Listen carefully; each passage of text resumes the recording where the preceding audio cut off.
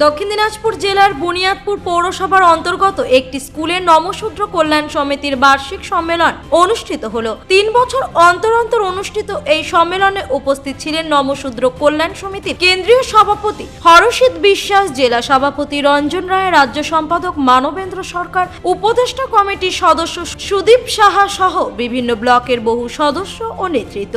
সম্মেলনে আগামী দিনের সংগঠন শক্তিশালী করা, গ্রামগঞ্জে সদস্য সংখ্যা বৃদ্ধি এবং সামাজিক ও রাজনৈতিক সচেতনতা বৃদ্ধির ওপর জোর দেওয়া হয়। বিশেষ করে 2026 সালের আসন্ন নির্বাচনকে সামনে রেখে সংগঠনের ভূমিকা ও করণীয় নিয়ে বিস্তারিত আলোচনা হয়। পাশাপাশি সমাজে বিদ্যমান অশুভ শক্তির বিরুদ্ধে ঐক্যবদ্ধ লড়াইয়ের বার্তাও দেওয়া হয়। এই প্রসঙ্গে নমশূদ্র কল্যাণ সমিতির কেন্দ্রীয় সভাপতি হরষিত বিশ্বাস বলেন, বার্ষিক সম্মেলনটা আমাদের প্রতি বছরে নমশূদ্র কল্যাণ সমিতির বাৎসরিক জেলা সম্মেলন হয় বা রাজ্য সম্মেলনও হয়।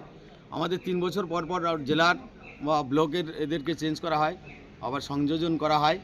তো সেটাই আজকে আমরা এই নমশূদ্র সম্প্রদায়ের লোক দীর্ঘদিন ধরে আন্দোলন করে আমাদের এই সিএ আইন পাস হয়েছে, অথচ আমরা যাদের প্রয়োজন তাদের দায়িত্ব সেরূপভাবে দিচ্ছে না, বা একজনকে যাকে রেখেছে সে পরিচিতই নয়, যার জন্যই এই বিষয়টা আলোচ্য বিষয় ছিল।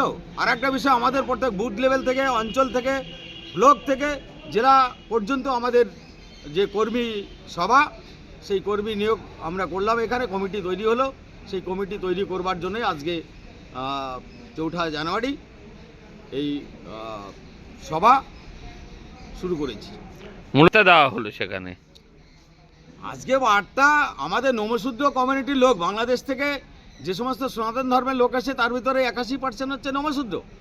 এবার সেই নমশূদ্রটা সব থেকে পিছিয়ে, রাজনীতির থেকে শুরু করে প্রত্যেকটা জিনিসেই তাদেরকে পিছিয়ে রাখা হচ্ছে।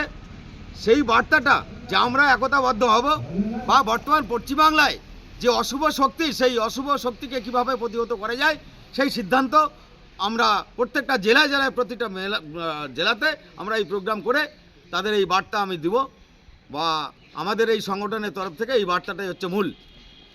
আপনার নাম কি দায়িত্বে রয়েছেন? আমার নাম হরষিত বিশ্বাস, কেন্দ্রীয় সভাপতির দায়িত্বে আমি রয়েছি। বংশিয়ারি থেকে অমিত মোহন্তের রিপোর্ট, কুলিক নিউজ।